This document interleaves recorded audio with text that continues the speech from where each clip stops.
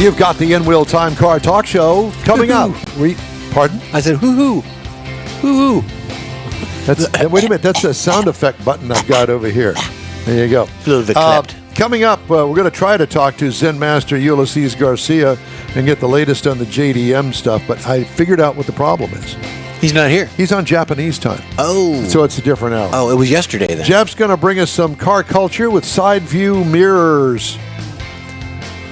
Cameras. Cameras.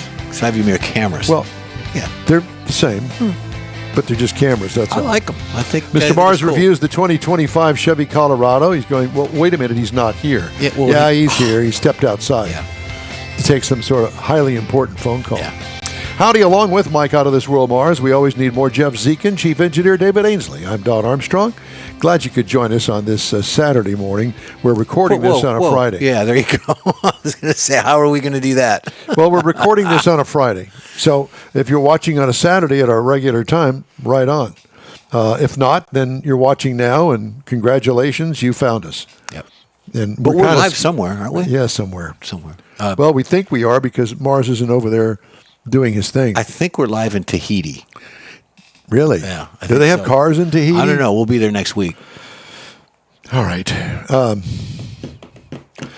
So, since we don't have a Zoom person. We don't have a Zoom guest. No. Should I walk out there and get him? No. You could tap dance here by yourself for a while. Boo. But we were supposed to have Ulysses Garcia, JDM Master. Mr. Mars put Ulysses Garcia, Black Belt JDM Master. Yeah, he's like the guru of JDM. JDM is Japanese domestic market. Yeah. And why is it popular? Hopefully I'll look at some of his projects. We had it all lined up for you. But I think Ulysses is sleeping in. Mm-hmm. Yeah. He probably had a late night. Could have been. Yeah, he's still clubbing. Doing some sort of, either that or some parking lot takeover. He doesn't do that. No. He goes to the drag strip. Well, he was a racer.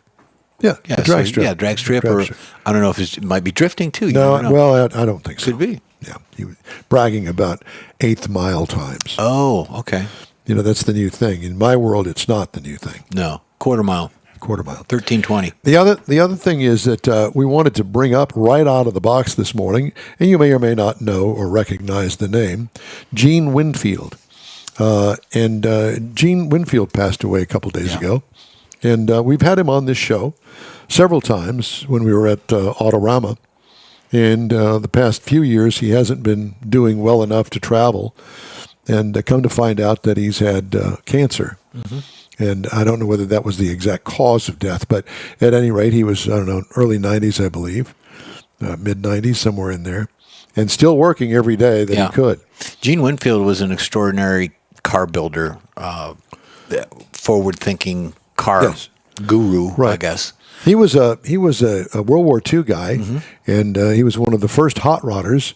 Came back from the war, and in the late 40s started his own shop, and did some pretty amazing things in cars that you would recognize. He was known for his creations, and matter of fact, he's made appearances on all of the latest hot rod shows. TV shows, yeah. And it's always good to see him, and it's shame we're not going to see him anymore, but great guy, very approachable. Yep.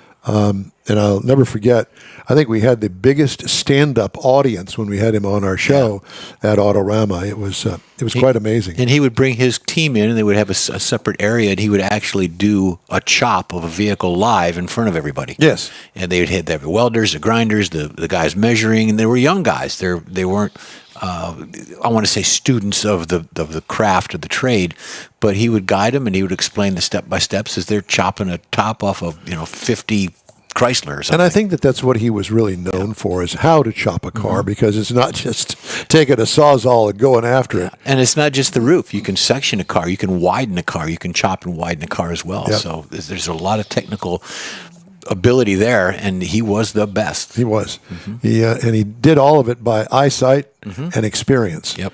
And I'm sure that he made lots of mistakes early on, but boy, I'll tell you what, he pulled it out in the end. And he was a big guy in the industry, but he wasn't a big guy in stature. He was a small smaller, man. Wiry. Yeah, wiry. Well, climbing in and out of those cars, you got to be. Exactly.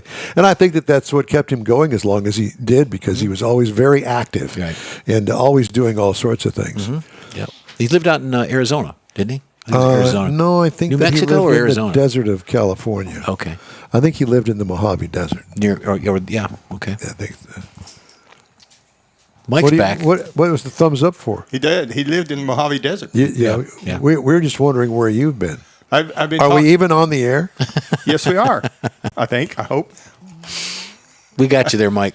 We got you there. Been taking care of business. Business. Business. Well, it is a Friday. And we explained to everybody that it is Friday. Speaking we're of doing business.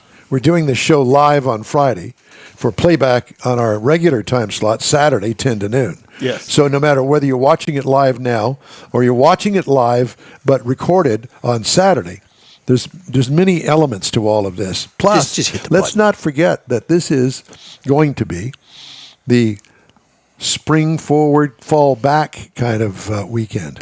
Yes, I was trying to explain that to my granddaughters, and they said, "What?" Yeah, well, it'll become important to them when they get old like us, because when you have a clock that changes by an entire hour, it screws up the next 2 weeks. So, Grandpa, you're going to fall forward right after this fifth. That's it. Well, they asked me why. Why do we do that? And I got no answer. Well, I think that originally it was for the farmers. And one of the things they said was for safety, like in the big cities, because people aren't in the dark so much, they're out in the daylight. no. They have it was all just- kinds of excuses. Yes. It was for the farmers. Farmers, Yeah. because it gave them more daylight in the afternoons and the evenings, so they could work the crops in the fields. Then we're not talking about the wintertime. Now that has changed. Now it's every 6 months, but it used to not be that way. It used to be a summer thing Yes. for the farm area. That's true. Yeah. So I lived in that era. And in that part of the country. Farmer Don. No, but Dad was.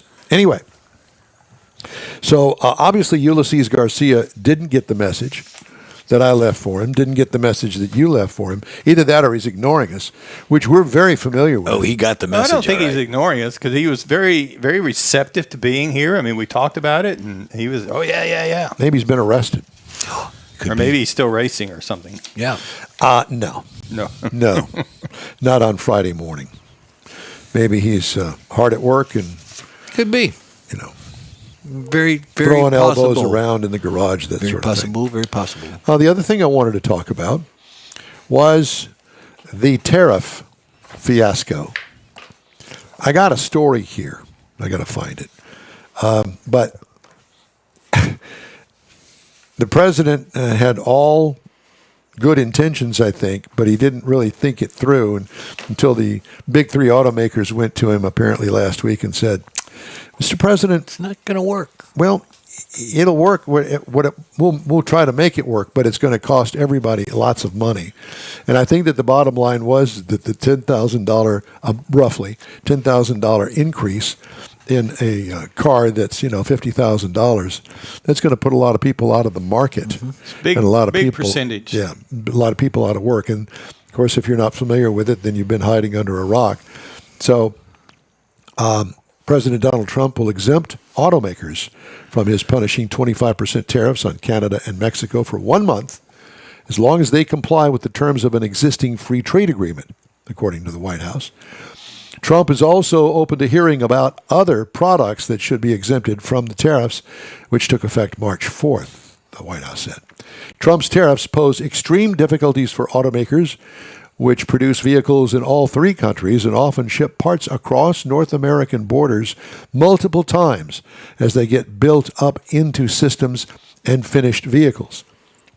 A 1 month exemption for cars and trucks that comply with the U.S. Mexico-Canada agreement's complex content rules, as Trump has outlined, would be a boon for Ford, GM, and Stellantis. And God knows that Stellantis needs all the help it can get, Yep. and really doesn't need to be punished anymore, because that would be a real punishment for them, because they're barely hanging on. But the profits have slipped 27% or something like that. It's bad. I feel bad for the great folks that work at Stellantis or used to work at Stellantis that got booted by Carl. Carl. That was a big mess. So anyway, we've got a little reprieve on the tariffs for the automotive industry. We'll have to see how that all plays out. I think that Mexico is supposed to chime in on Sunday. They're supposed to have an announcement. What the announcement is, I don't know. I understand that the president of Mexico, Mrs. Steenburgen, or whatever her name is, was very, very delighted when she found out that the 25% tariff is going to be held off for another month. We'll see how this all works out. But at any rate, think about car company building, let's just say, your car. Where was your Buick built? I think it was built overseas. It was. I think. I'm not sure. I don't know if it was China or South Korea. I believe so. I'll look, but it wasn't built here in the States. Yeah. So assembled, but not part. Yeah. Yeah. Because, manufacturers these days, we call them manufacturers because they actually manufacture cars. They don't manufacture the parts that make the cars. They farm all that stuff out for the most part. Yeah, I heard a commentator, journalist, whatever they are on TV, going through that. Journalist? There aren't any journalists anymore. So I'm saying a commentator. They went through it trying to explain that, that there are assemblies, but the way the tariffs will work will be on some parts, and that there are literally some parts, apparently, that leave the States, go into Canada, so there's a tariff involved there. Then it leaves Canada, goes down to Mexico, so there's another tariff involved there. And then it comes back to the States for final assembly, and there's another tariff. And they're trying to figure out how to – there's some complications. Who gets what tariff, It's not just a single tariff. There's multiple tariffs if they do it once it's applied to the process. And so that's part of the reason apparently they're backing off of this a little bit, because there's some unknown or unexpected Tariffs. Yeah. So why did the manufacturers decide that they needed to assemble cars in Canada and Mexico with the big three? Why did they do that? I think it's the vendors, is where the parts are built and how expensive the parts are and where they build them. I think that may have something to do with it, but as far as Unions? Well, Mexico is labor rates. Yeah. It's so much cheaper for property down there to have a facility down there and just send people down there to help. Cost of living? Yeah. And the cost of living when they get down there. I mean, some of the guys I know with a company that for the AT&T, when we were sending people down there, these guys would go down there and they were living like kings because their money would go so much further down there. And I'm sure that the auto manufacturers run into the same thing. Mm-hmm. So it's not necessarily a hardship to go down there, but then the people that are actually doing the labor, they work a lot cheaper down there. Good, bad, or ugly. I mean, that's just a fact. It is cheaper. Yep. Well, Ford had an assembly plant, at least they did, last time I looked, over in Windsor, Ontario, right across the river. Mm-hmm. And I remember they used to have engines, the Windsor or the Cleveland. And I'm not talking about steamers now. I'm talking about Cleveland Ford engines. Right. 351 Cleveland or a 351 Windsor. Mm-hmm. Yeah. Then it depends on where it was, where the metal was squeezed out. Really? I didn't know that. Yeah. I thought it was something to do with design. I think that there may have been some differences in design, but I'm not sure. Huh. Well, yeah. Learn something new every day. There are differences between the Cleveland and the Windsor. It's just... Yeah. I mean, you can't take the and intake off it's of a one performance and put it on the side. other one. Yeah. Tariffs. Tariffs. We don't charge tariffs to our audience at all. This is free. No. We are going to have somebody with the now that I think about it, the Anderson Group. We've talked to them before. They're real big about talking about things like that, EVs. We're going to have them on to talk about the tariffs and what they have discovered and what they're. Why don't you contact the president? We'll just get it right from the source. Now that you say that, that might be possible. Yeah. I know the last president we had tried to find out something about his Corvette. I thought, well, how cool. Let's talk about the Corvette. Man, you got to talk to this person. You got to talk to that person. You got to go, you might be able to talk to this guy. Well, there's one that just got fired recently. We could talk to him. Well, that's the one that we couldn't get to before, but maybe we can now. Maybe you can't. He's looking for work, I'm sure. Think he knows he has a Corvette? I don't know. He doesn't anymore. You could teach him to run the board. He sold it? I don't know. I would assume. Teach him to run the board on remotes. God, here we go. Sorry, David. Do you think that David is actually listening? Oh, yeah. He's probably got his tuned in. Always. No, he's probably not listening. David is actually working his real job. Oh, that's right. It's Friday. It's Friday. Forgot. So I just got a message here from a listener of ours. His name is Mike, and he says, "Yes, sir. Could you please comment further on the Cleveland Steamer?" It all depends on what steamer you're talking about. He runs up and down Cleveland the Great Lakes or steamer, something. Houston steamer. No, this would be the Cleveland Steamer. I always thought that instead of, they had this whole big thing about the Cleveland Indians. Yeah. I think they just should have named them the Cleveland That was Steamers. Mike, wasn't it? Yeah. Okay. He apparently is listening, and I'm sure that he's doubled over in laughter. Yeah, I'm sure. Or doubled over in Let's hope he's not in Shooting. the air while he's texting. shooting pains. Is it tested? This is one of those weird days that It is. It's Friday. It's we're it's coming Friday. in the studio it's on not a Friday. the 13th. Yeah, and we all show up here at 9:00 this morning, going, "Why are we here?" There's usually beer cans tossed around. There's Yeah, Don cleaned up the yard and everything. clothing and things we got to pick up. I was going to cut the grass this week, but I thought I'm waiting for it to start growing. It's not growing. I fertilized this past week. That doesn't make it grow right. No. It's a weed and feed is what it is. Yeah. Take care Kill of the weeds. trees. The lawn. You know Not what? the tree. You know that it does kill the trees. These trees aren't dying. These trees have been around for millions of years. They're huge. Well, next on the garden line, We're going to make a sandwich. yeah. Golly, well, I don't know what else to tell you about the tariffs. I don't know what else to tell you about Cleveland Or their steamers. or their steamers. We could go into a break before we get charged a tariff. You want to do that? I think so. All right. Well, Jeff wins this round, this battle of Always. the steamers. So we're going to take a quick break here on the In Wheel Time Car Talk Show, and we're trying to gather our thoughts and get an act together and see what we can come up with. But I needed to say this first, though. Okay. Mr. Mars is going to review the 2025 Chevy Colorado, Dun, along dun, with dun. Jeff's Car Culture feature on side view cameras that are going to take the place of mirrors. Mirror. The In Wheel Time Car Talk Show is back in 2 minutes. The Tex-Mex dining experience is defined by Lupi Tortilla, your destination for Texas's best beef fajitas and frozen margaritas. Since 1983, Lupi Tortilla has served authentic and time-tested recipes made with the freshest ingredients.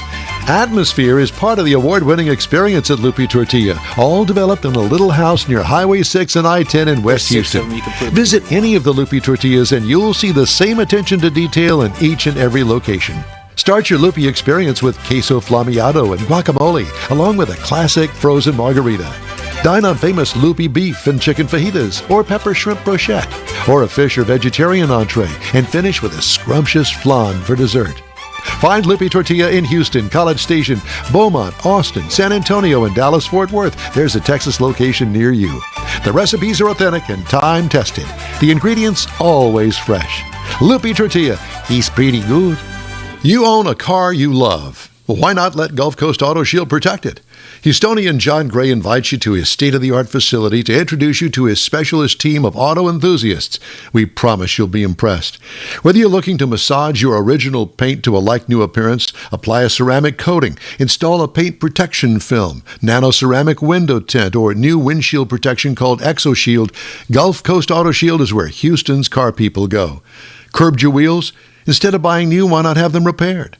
How about a professionally installed radar detector? Gulf Coast Auto Shield does that too.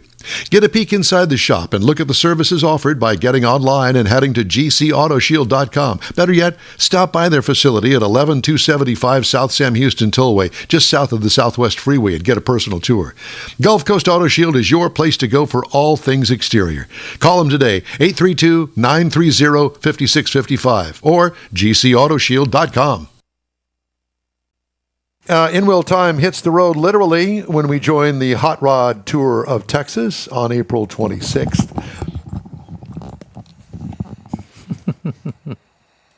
He's done. Go ahead. Do you know what that sounds like when you do that? No, I really don't. I cannot hear a thing. That's why it amazes me that you can. Well, my God, it's right here in my ear. I know, but You want to know what that sounds like? That's what it sounds like. I just barely hear it. Yeah, because you've got other things in your ears. See, this is why I sit in the middle between these two guys. This is exactly why. We can't have anything nice around here with these boys. No, you can't. It's like having two heathens in the house trying to divide up toys, and it never works out. I mean, you get in a fight with your best friend, and then you don't talk to each other for a couple of days, and then, hey man, listen, I'm sorry, I In wheel time, the heathen edition. That's this. Jeff's Car Culture, side view mirrors. Let's go. All right. Well, then, side camera mirror systems future is here. Side camera mirror systems, a cutting-edge innovation in automotive industry, are reshaping the way we see and interact with our vehicles. Traditional side mirrors may have been a staple of vehicles for decades, but they come with their fair share of challenges and limitations. Side camera mirror systems, on the other hand, offer numerous benefits, but they also present some downsides and legal hurdles that need to be addressed. Traditional mirrors can be obscured by factors such as rain, snow, dirt, or even insects, making it necessary for drivers to frequently adjust them or clean them to maintain proper visibility. This inconvenience can be particularly problematic during long journeys or in regions with unpredictable weather. In vehicles shared by multiple drivers, each individual may need to adjust the side mirrors and suit their unique preferences and line of sight. Failing to do so can lead to discomfort, reduced safety, and if the mirrors are not optimally that positioned hurts. Ow. for the driver's height and seating position, especially when you crash into something. The design of the traditional side mirrors can generate wind noise and contribute to drag, especially at higher speeds. Reducing aerodynamic efficiency can impact both fuel economy and cabin comfort.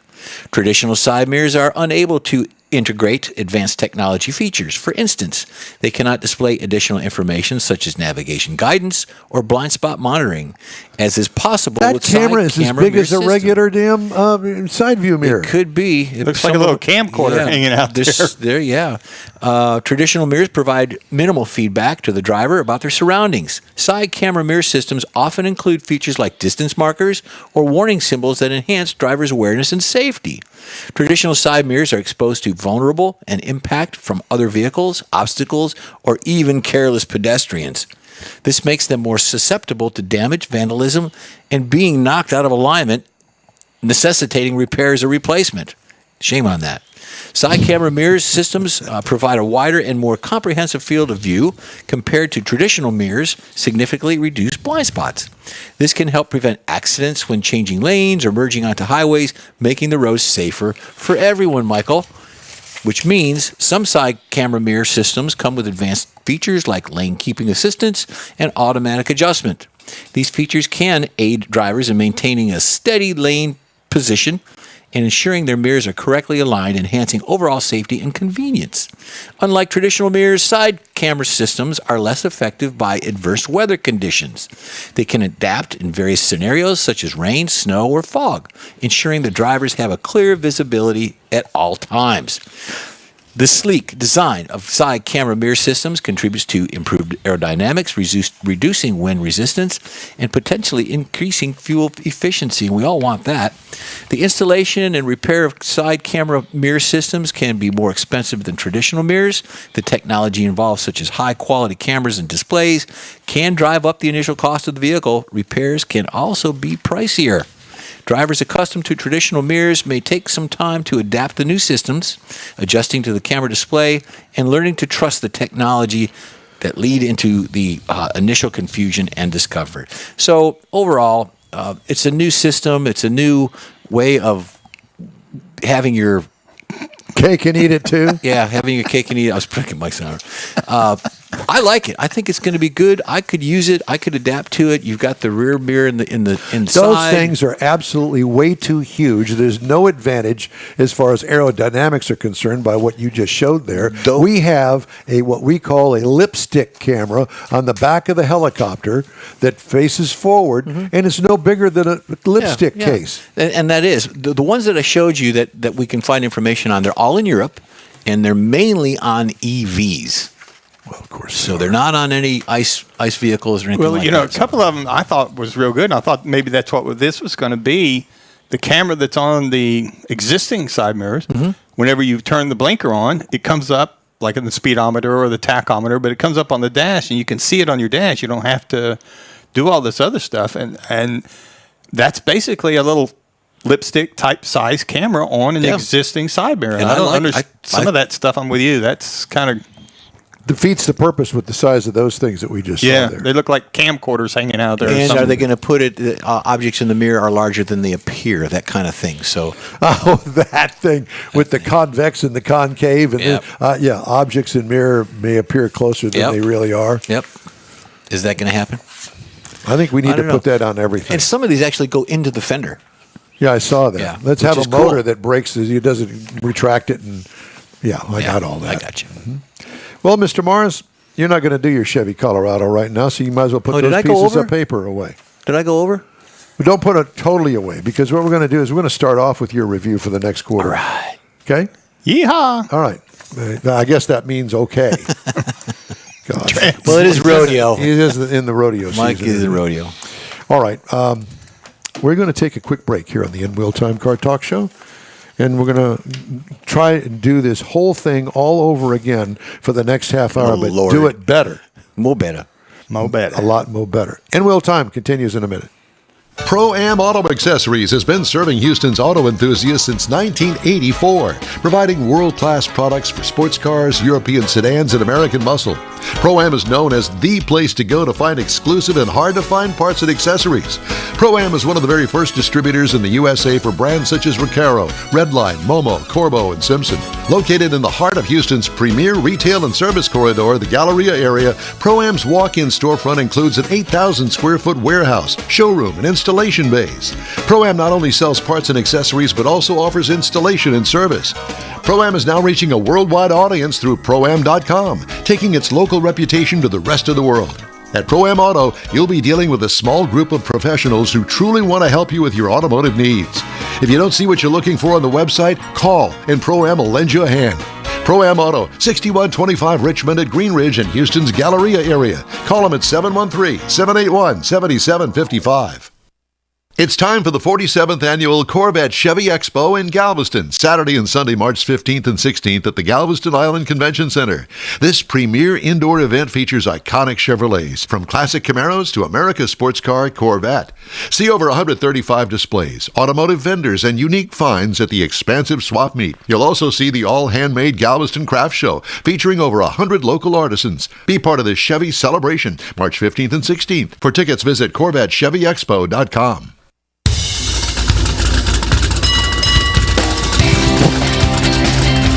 You know, somebody said something about retard this week, and I thought, well, that's inappropriate. That's not, we don't call it that anymore. We call it challenges. And I think that we have that here on the dais today. Challenges. From the Sugar Shack Studios in Texas, USA, What's he it's the talking In Wheel about? Time Car Talk Show. Just ahead, Hemmings Sold Car Roundup, where you can guess the sold price of some very interesting cars and current recalls. Jeff has the cruise in and events calendar, and I'll bring you stories making automotive news headlines this week. And we're going to start off with Mr. Mars doing his car review or truck review of the Colorado. I don't know if he's It's ready. all coming up on the In Wheel Time Car Talk Show. Howdy, along with Mike out of this world, Mars. We always need more Jeff Zekin. I'm Don Armstrong. David Ainsley is not with us today. No. And he's not sleeping in either. He's got He's a at real work. job. Yeah. He's probably doing what he does. Something like that. Yep. Doing that voodoo that he does so well. Use it. All right. So Mr. Mars has a review of a truck that, did you like it or no? Do you like every car that you drive? No, But do you say that in your reviews? no. If I don't like it, then I'm going to give you the facts. I'm not going to give you my opinion about it. Why not? Well, We want because your you might opinion. like it. Because with the things that I don't particularly care for on this truck, you might like. So I'm just going to If tell it you the rides, facts. do you think that I would like it if it rode rough? No, I'll tell you if it rides rough. I'm just not going to tell you that I don't like Did the it. brakes suck or anything like that? Do you say Well, I those would do things? that if I found any of that. You old Rough Riders, you. But I can assure you, I don't drive them that hard, Don. You're a liar. Are you kidding? This guy here, He's challenged. He used to get lots of tickets, but he's kind of backed off of that. I think Becky probably said, Mike, our budget's a little bit tight Sounds like this Martha. month, but I just don't understand why we keep having to pay the city or the county or the state of Texas all these hundreds of dollars because of some mystery that you're keeping from me. What are you keeping from him, Mike? It's a toll tax, is what I tell her. Is that? You got to pay to drive on the highways to keep the highways. Poor Becky. Yeah, We and love so Becky. that car insurance has gone up double here in the past couple of years, and I don't know why. All righty. All right, you can go ahead and start your review now. We're going to talk about the 2025 Chevrolet Colorado ZR2 four-wheel drive crew cab. Now, this is the Colorado, kind of like the Colorado Reborn. There was one several years ago back when the mini truck, when you called them small Hallelujah. trucks, and so now it's out. It used to be called the New Mexico, but in this case, it's the Colorado. Yeah. So this is the part of the third generation that was introduced in 2023. It comes with 5 trim levels. It comes with a work truck, an LT, the Trail Boss, the ZR1, and the ZR2. Now, it is a four-wheel drive crew cab truck. The government says it's a standard size pickup. I would call it a mid-size segment, but what do I know? It's a 5-passenger vehicle. We know you don't know. It's an off-road vehicle. It's got heavy off-road styling, and a lot of the accents or a lot of the styling things that are on it are very functional.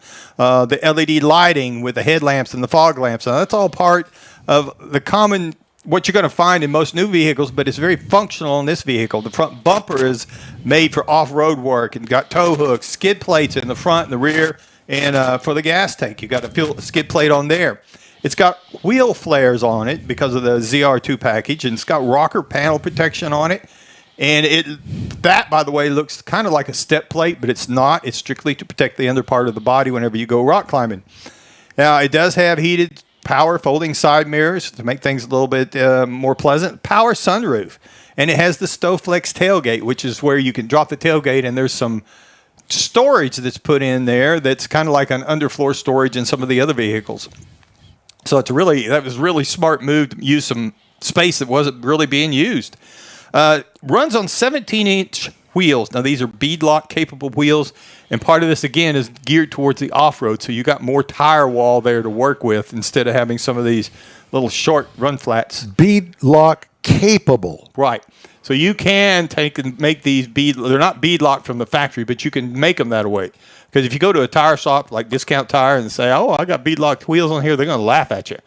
So you got to have it to where you can operate in the regular world and then turn them into the beadlock type wheels when you go off-roading. That's about all I know about it. I don't know much about beadlock wheels because we got sand. We don't have rock. So when you get to the interior, now we had the jet black Artemis leather seating. And Artemis leather. You know, out west we have herds of Artemis running wild out there if you can go out and find them. They're Now, real the front furry. seats are heated and ventilated. The rear seat is a 60/40 folding that has storage up underneath it. Has the 11.3-inch touchscreen in the middle of it. Now, this is where you're going to find your nav, your convenience controls, your infotainment, your Apple CarPlay, Android, all those good things. And it's also where you're going to find your surround view camera system. Now, this, again, it's very much kind of becoming mainstream, but in the off-road world that this vehicle is designed for, it's going to help you see where you're at in relation to the rocks, to the edges. It'll help. Actually, this one will actually help you see what's underneath your vehicle. So it's really good for that. And then we also have the 11-inch driver information center, and that's where you're going to find all your configurationable things you want to know about your truck. Configurationable. Yeah. And we also had the Bose premium audio system, which I really like that, particularly in a smaller vehicle like this. Now, up under the hood, we had a 2.7-liter TurboMax inline four-cylinder. Now, this is 310 horsepower, 430 pound-feet of torque, so it will move this vehicle. Sometimes it sounds like it's working pretty hard at it, but it will do it without a problem. Tow rating on this vehicle, properly equipped, 7,700 pounds, with a haul rating of 1,685. Now, again, we used to call these small trucks mid-sized trucks, and they've become a little bit bigger. The EPA says in the city you should look for 16 miles to the gallon on the Highway 16 and combined 16. Now, I drove 445.9 miles, and I got 14.3 miles to the gallon on the average. And I will tell you that during this time, it does have a very firm truck ride. Now, part of this is because of the suspension in this package. It's up higher. It gives it a little more room to move the tires and that work with that suspension to kind of smooth out some of the road imperfections. And again, to that lifted suspension, while it does make the off-roading world a lot better, it also makes getting in and out of that vehicle a little bit tougher for a short guy like me. That protection down below that looks almost like a step rail, if it was a retractable step rail, I think that would make it a lot easier. I know my wife would really appreciate that whenever she had to get in and out of it. Now, if you're looking for the pricing on this thing, the work truck, the base model, is down around $33,495.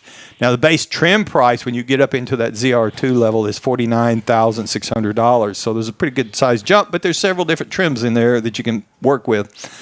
MSRP is tested for this vehicle $64,340. If you're looking for something to compare it to, the Toyota Tacoma comes in at $31,500 to start, and the Ford Ranger is around $33,800. Now, if you're looking over into the more of the SUV, CUV truck line, like a Honda Ridgeline, $40,150 is where you're going to start looking. So if you're looking for That's basically a car, by the way. Yes, with a bed on it. Mm-hmm. So that's the reason I threw it in. Kind of like an El Camino. But it still falls into Or a Ranchero. Yes, but it falls into that same category of vehicles that this Colorado is, which I think is kind of a misnomer, if you would. And but I do think if you're looking for something that you want to take off-roading and you want something to start with, or maybe you just don't want to wrench it yourself, this is a vehicle you ought to look at. And more importantly, you can put it in the dang garage. Absolutely. Because you're not going to be able to put a full-size truck in there anymore. No. You used to be able to. And out west, they got the three-legged hairy Artemis that you could get your seats It's on. a three-legged one. Three-legged, yeah. Yep. They're very rare. That's my review of the Does it 2025 walk Colorado upright? four-wheel drive ZR2 Crew Cab. It Only leaves a trail. Thank you, Mike. you're quite welcome. Are sir. you're going to send that off to General Motors and say, "Here's my review"? After I do a little editing. Time now for some recalls. Ford Mustang 2022, 2023 being recalled because the steering wheel may turn unintentionally. Oh, boy. What? Huh? It says right here, Ford Motor Company, steering wheel may turn unintentionally on the 22 and 23 Ford Mustang. Hands off, right hand turn. I don't know. Well, maybe that's why there's so many videos of them taking off and going off into the side of the. I don't. It may be so. Engine damage may cause a stall or a fire. Uh-oh. Kia Seltos, Kia Soul, 21 through 2023 models. Volvo S90, 2025.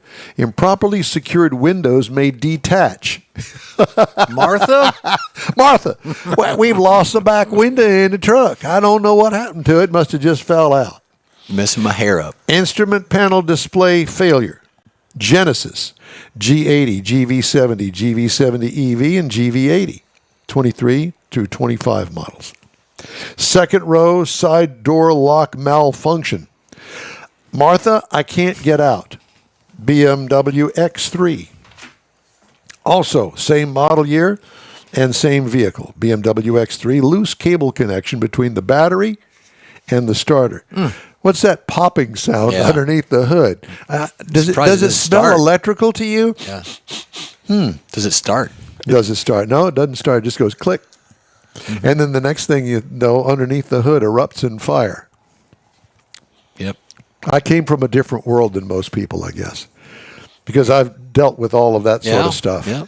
Dude, And you can't. hardly Generally put it out. speaking, at the Chevrolet dealership, it's no longer there. that's no longer there. They went out of business. burned down. Just saying. Loss of drive power from a damaged gear drive unit. Kia EV9, 2025. Well, that's like 6 vehicles. All of the S model Mercedes-Benz from 21 to 23 and the Maybachs, Oh, boy. front brake hose may leak.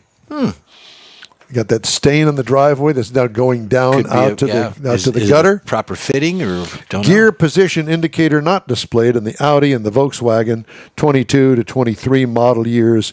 Q4 e-tron, Q4 Sportback e-tron, and ID4. Those are the recalls this week. Now, time for Hemmings.com Sold Cars Roundup.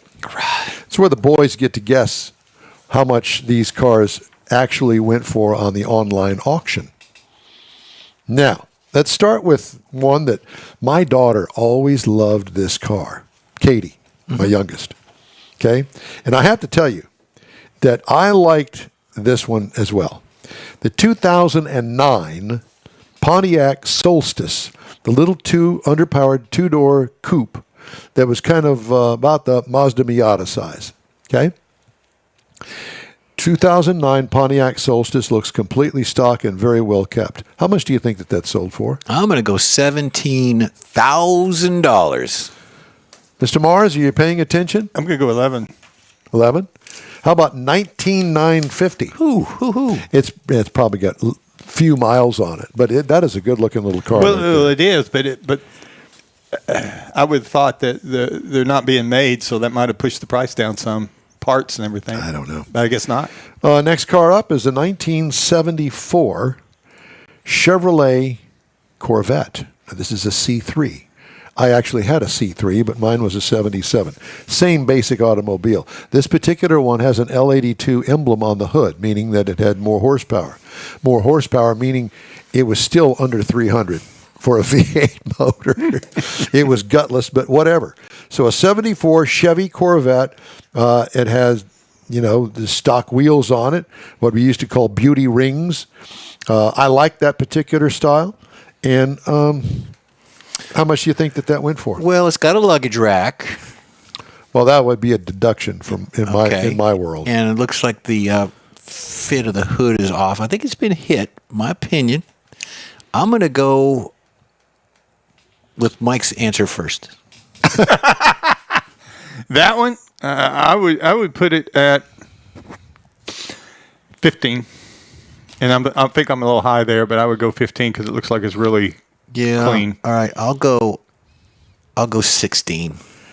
Well, you're both close. 17,850 is what it sold for.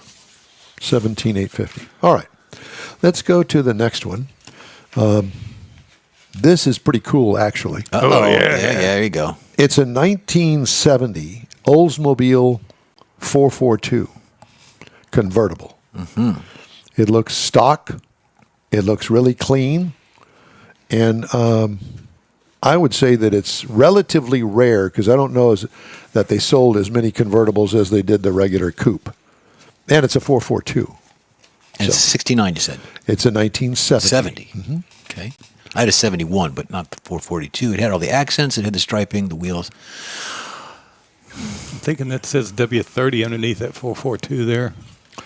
Zoom in on that. Can you see that? It does not say W30. It says return to sender. Yeah, that's what it says. I don't know. But it doesn't make any difference. I'm caught by the fin on the end of it, the spoiler on the back. I do not remember that being there. Well, even on the Herstols. Okay, well, what you see here, how much do you think that it sold for? I'm going to go 27, Mike. I changed my bid. Did you? And it's only if that Jeep in the driveway there comes with it. Yeah. Well, see, I would. Yeah. Now, I really don't have a clue. I would say I'll go 30. $52,500. See, that makes me wonder if that's not a 4-speed car and all kinds of things that we can't see. Right? Well, I kind of gave you a hint in the fact that they're fairly rare because I don't know as if I've ever actually seen a convertible in person. That's true. He did say that. All right, moving on. I wouldn't have gone 52. Here's one here. This looks like a resto mod to me. Ooh. This is a 1957 Chevrolet Bel Air, black on red. Boy, that is sweet looking. Mm-hmm. It's got training Dagmars on it. Training Dagmars, yeah. Yep.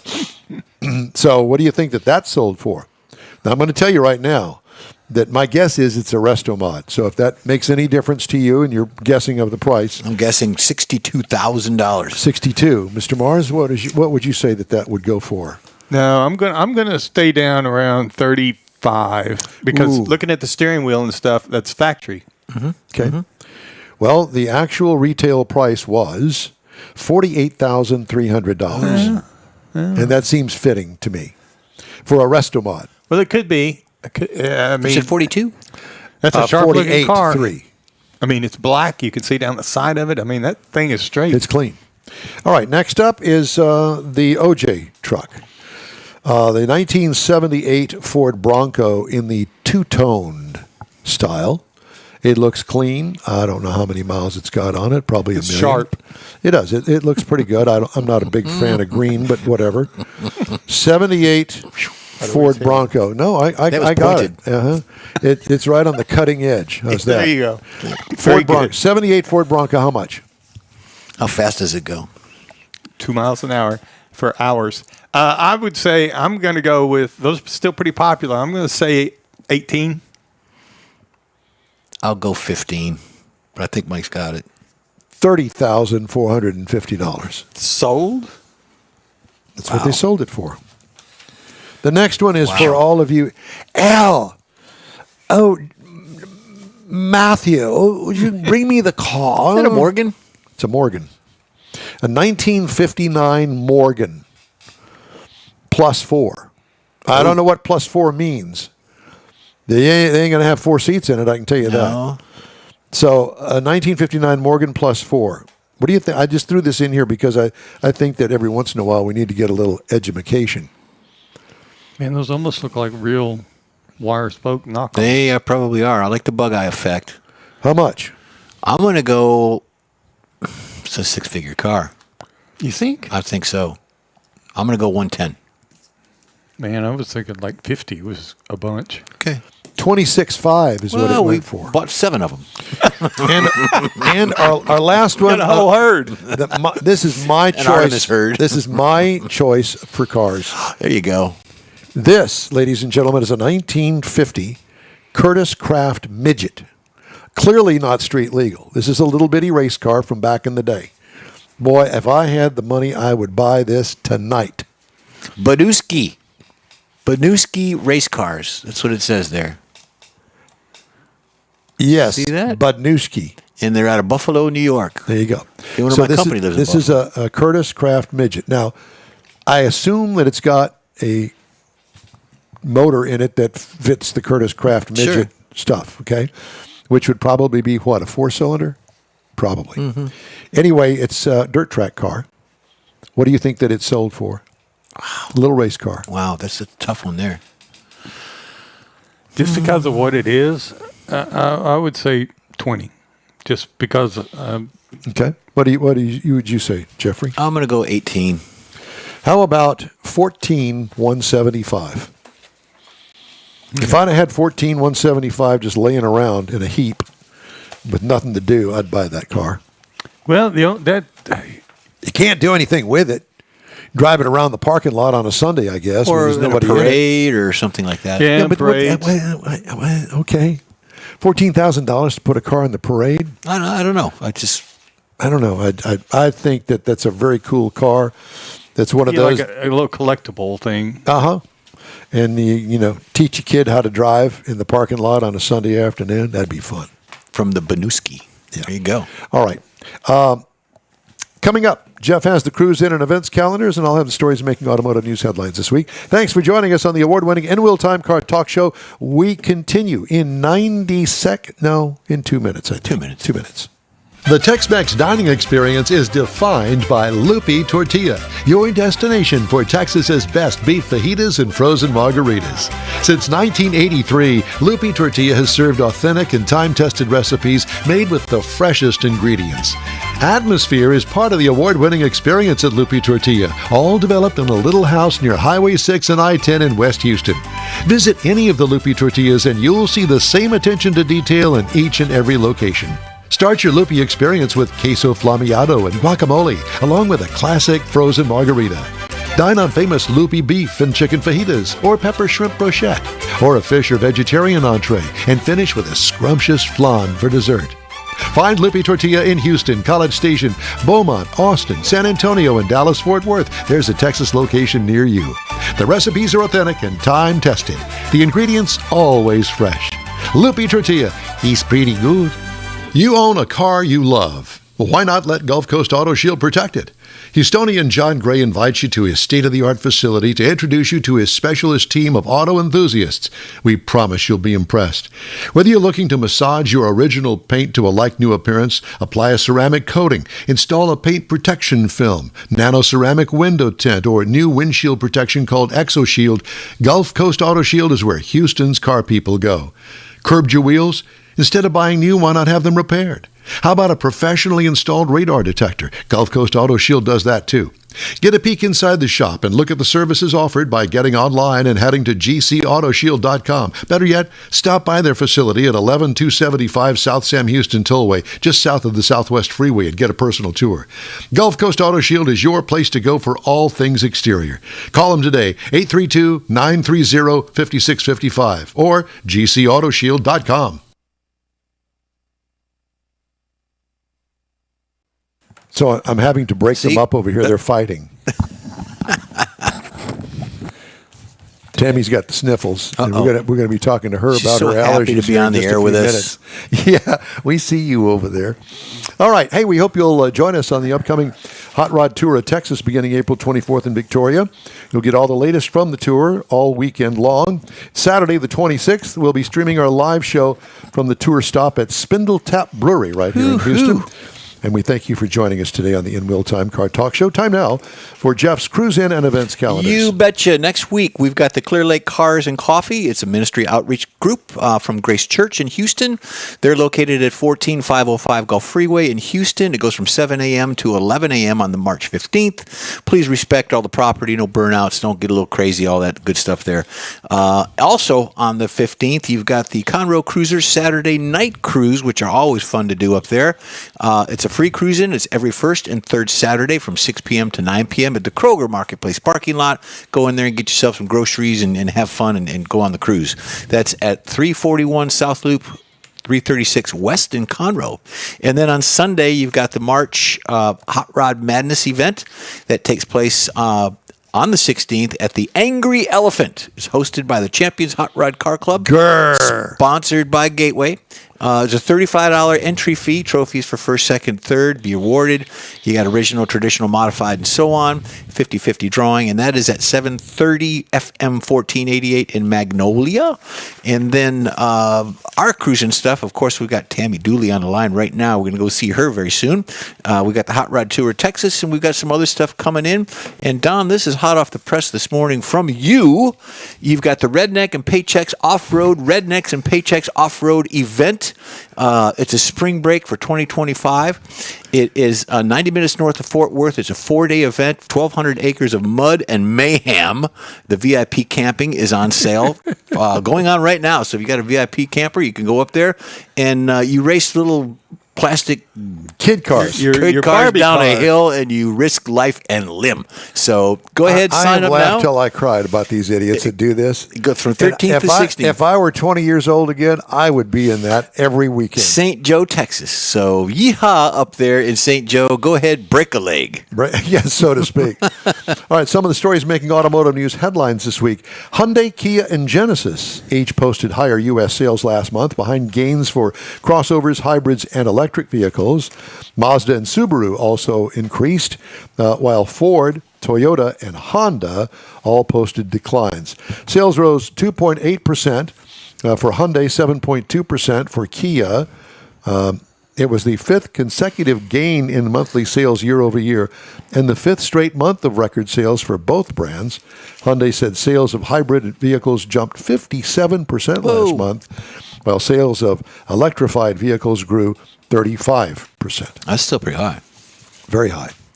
I normally don't do stories like this, but I thought it was interesting.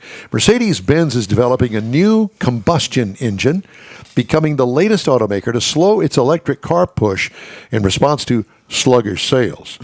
The German company's AMG Performance Division is working on a next-gen V8 powertrain, changing course on a previous decision to stop developing engines running in on fossil fuels.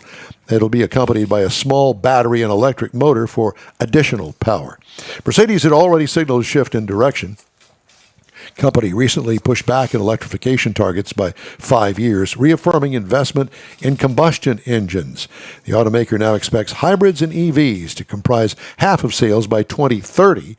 The original target, set in 2021, envisioned predominantly all-electric lineup by 2025. This is 2025. How's that electric sales thing going for you? Not so much. Up 35%.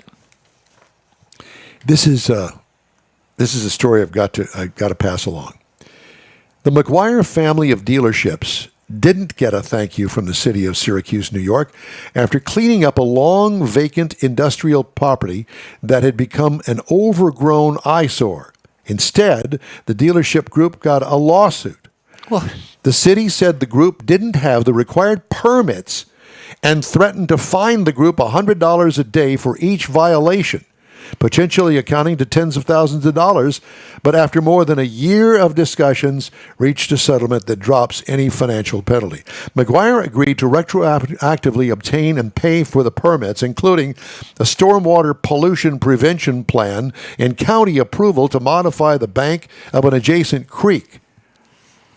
Okay. Philip McGuire, the group's second-generation president, said his company had now applied for the permits and expected to get approval within weeks. We plan to finish cleaning up the site this spring once we have some better weather. Are you kidding me? So in the big picture, they You know went and helped the city out by cleaning an eyesore up that Yeah. everyone sees, and Yeah. they're the ones that are the bad guy? Yeah. Typical. Dude, I think that I would find me another city to sell my Yeah. Hyundai Kias and Yep. Genesis in. Thank you. Bye-bye. Yeah, and Going just- across the road. Wouldn't you? Yeah, that's what a- ridiculous. What a bunch of baloney that Yeah. is. There's a lot of baloney going on in the world these There days. is. And you're partially responsible for it. I contribute all I can. I know you do. You are what we call the meat grinder. The baloney guy. What? Tammy's enjoying it. What? Yeah. Why are you She's eating a bologna sandwich. Why are you pointing at her? Well, because I was trying to get her attention and tell her that. Well, that's not going to get it. Well, I know, but I just even sent her a text. But, Did you? Yeah, I was going to ask her to restart her frozen, internet yeah. because it keeps freezing up, I see. and she's Up. up. See working there? on I it. see some eye movement there. There you go. Yeah, but that's about it because it's dropping frames. Okay. Well, Oh, now she's yelling at you. You did it now, Mike. Oh, boy. this is going to be a good Oh, interview. man, I it's can going to tell be a good already. one. Yeah. Mike's in trouble. As he always Yeah. is and always should be. We'd love to hear from you. Just shoot us an email. The address here is info@inwheeltime.com. Back after this. Pro-Am Auto Accessories has been serving Houston's auto enthusiasts since 1984, providing world-class products for sports cars, European sedans, and American muscle. Pro-Am is known as the place to go to find exclusive and hard-to-find parts and accessories. Pro-Am is one of the very first distributors in the USA for brands such as Recaro, Redline, Momo, Corbo, and Simpson. Located in the heart of Houston's premier retail and service corridor, the Galleria area, Pro-Am's walk-in storefront includes an 8,000-square-foot warehouse, showroom, and installation bays. Pro-Am not only sells parts and accessories, but also offers installation and service. Pro-Am is now reaching a worldwide audience through Pro-Am.com, taking its local reputation to the rest of the world. At Pro-Am Auto, you'll be dealing with a small group of professionals who truly want to help you with your automotive needs. If you don't see what you're looking for on the website, call and Pro-Am will lend you a hand. Pro-Am Auto, 6125 Richmond at Green Ridge in Houston's Galleria area. Call them at 713-781-7755. You own a car you love. It's time for the 47th Annual Corvette Chevy Expo in Galveston, Saturday and Sunday, March 15th and 16th at the Galveston Island Convention Center. This premier indoor event features iconic Chevrolets, from classic Camaros to America's sports car Corvette. See over 135 displays, automotive vendors, and unique finds at the expansive swap meet. You'll also see the all-handmade Galveston Craft Show, featuring over 100 local artisans. Be part of this Chevy celebration, March 15th and 16th. For tickets, visit CorvetteChevyExpo.com.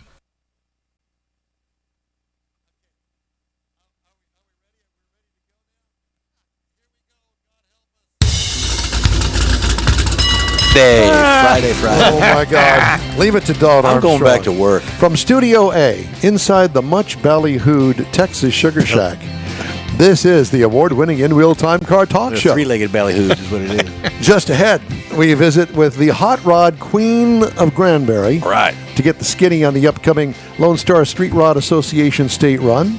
Also, I'll give you my thoughts, not that you want them, on driving the 2025 Toyota Crown. Did you like it? And Jeff has the Motor Minute on the What is In-Wheel it? Time Car Crown. Talk Show. What?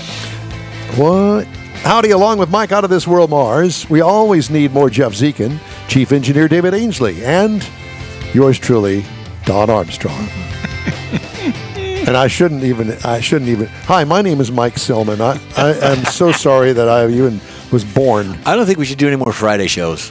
You know, there's No. something very strange It about is this. about this, yeah. It is, yeah. Because we got to bug out of town this afternoon, and Why are we bugging out of town this afternoon? We're going to a concert in Austin, but we're leaving everything in Mike's hands for the Well, here, weekend. just to make everybody jealous, we're going to see. Rod Stewart. We're going to go to a Rod Stewart concert. Who doesn't love Rod Stewart? Tammy Dooley loves Rod Stewart. Let's talk to Tammy I Dooley. got Kathy right? tickets for Christmas, so this is the event. There you go. This is it? Yeah, this is it. Hi, Tammy Dooley. Ladies and gentlemen, Tom's monarch and appointed queen of hot rodding in Granbury, Texas, Tammy Dooley, the director of the Granbury Convention and Visitors Bureau. How is that for an introduction? Uh-oh. Oh, God, are you muted? You're muted. We can't hear a word that you're saying. You have to start the show over now. Well, you know, like I said, this has been an absolute mess. Did you like your introduction? Yeah. There she is. Did you like your... I love the introduction. As a matter of fact, I don't know. I need to put you on staff. That's great. Well, you're very welcome. What I'm thinking is that next time that you get some sort of award, which you get many of all the time, because I've seen them online, that I think that you need to have me come up there, and I will be your introductor. How's that? I love that. I love that. I love that. It is so great to see you all. I cannot believe that it is already time to talk about Lone Star Street Rod Association. What is it about the Street Rod Association that you love so much? You know, we have a lot of great events here in Granbury, but this one is so showy for the community because you start seeing the cars arrive all over town and everybody gets excited and starts, you know, the buzz starts. What's going on? Who is that? What are they doing? And if they're not familiar with it, but most of our community is by now. It's hundreds of people for several days. Hundreds And of they start old driving people. into town. You start that, hey, we love all people. And Yeah. so it is perfect. Yeah. We have a lot of youth events too, but this one is fabulous. Now, do you put up the big banner across the highway there right in front of the park that says, "Welcome Lone Star Street Rod Association"? We do. Every year we try to do something they do not expect. One year we always have a street fair that welcomes them, but one year a whole bunch of them were staying at our Hilton Hotel, which they do. And we had a big pontoon boat on the lake with a banner on both sides of it going back and forth that said, "We love Lone Star Street Rod Association," so that everyone could look out their hotel room windows and see that on Sunday. So every year it's something new. Yeah, well, with fewer and fewer people because we're all dying off left and right, as you probably have noticed. Easy. Sorry, I had to Well, just got to throw that in there. Hopefully they have done, I understand, internally a lot of things to attract younger members into the show. And so their numbers are not going down at all. So we really love them. And this year's a big year. It's their 50th anniversary. And so we have all kind of things just being kicked around that is some of which they'll know about, some of which will be a surprise. We want to make sure they celebrate in a big way. Tammy, when is that event? It's in June, isn't it? It's in June. It's Father's Day weekend. And the dates this year are the 13th through the 15th. And I hope you will all be there on site. We always love having you there. I think our crowd now has adopted you all to y'all to come be here every year. So I hope you're going to be here. Well, yeah, I guess they probably wouldn't tell her that, but yes, we've been invited. we don't know why they keep inviting us back, but we love coming up there, and we love our little road trip up to Granbury. Let me put it that way. And this year, I think we're going to spend an extra day because I think the ladies want to be more involved in the city and all the events that Tammy's got going on for the women of the hot rodders, and I think there's a lot of other stuff going on beyond just the hot rod scene. Well, and that's what basically we wanted to talk to you about because, I really didn't know that much about Granbury. Granbury is one of those places that I would think, forgive me if I'm wrong, and you'll correct me, I know that if I am, that it's more of a weekend vacation destination for Fort Worth and Dallas. Am I correct? I would, for Texas. You are very correct. It is fascinating studying who really comes to visit Granbury. We have people from all over the country all of the time, but no matter how you slice it or dice it, the majority of our business comes from the Dallas-Fort Worth market because we are such a convenient getaway. Less than an hour from that huge market. It's so big, and it encompasses all those cities in the Metroplex. And so, yes, frequently the difference is that years ago, people would drive in and they would come to dinner or, stay the day and shop and then go home. And now there's so much to do, they come for the weekend. So they'll stay at least one night, if not 2 nights, and make it a long weekend. And then they can quickly get back to business in the Metroplex. So yes, tourism is our number one industry here. Well, and there's several reasons. It's a charming little city. Is that the county seat downtown? What do you mean the county seat? The courthouse down at the square? Is the courthouse down in the square? Yes. Yeah. Okay. So Granbury is the county seat.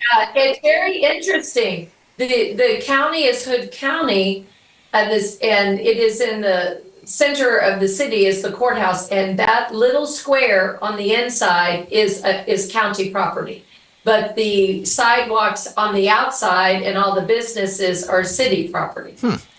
Well, I mean that makes sense. And so when you try to explain the way that Texas is, all of the little cities that we go to, whether it's the Hot Rod Tour of Texas or Lone Star Street Rod Association coming up there to Granbury, that's the main central focus because you have to understand when these cities became cities, they would put the county seat there in the middle. It'd be town square, and all of the farmers, whether they're cattle ranchers making wheat or whatever it is that they've got, they all came to town because that was where you went. We didn't have Walmarts out in the suburbs and that sort of thing. Mm-hmm. And so there's a lot of Texas towns similar to Granbury. But the one thing that Granbury does have that is in addition to that wonderful town square is the lake.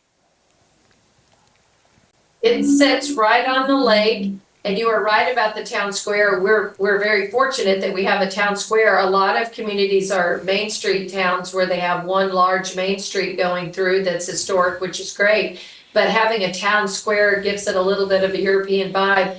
And then we were actually the first town square to be listed on the historic registry, the entire square. So it's been becoming a destination for years. And then coupled with the fact we're on a lake, right here within walking distance, you can see it from everywhere. It just adds to our charm. Absolutely. Now, you haven't lived there all your life. What did you think the first time that you rolled into little Granbury, Texas?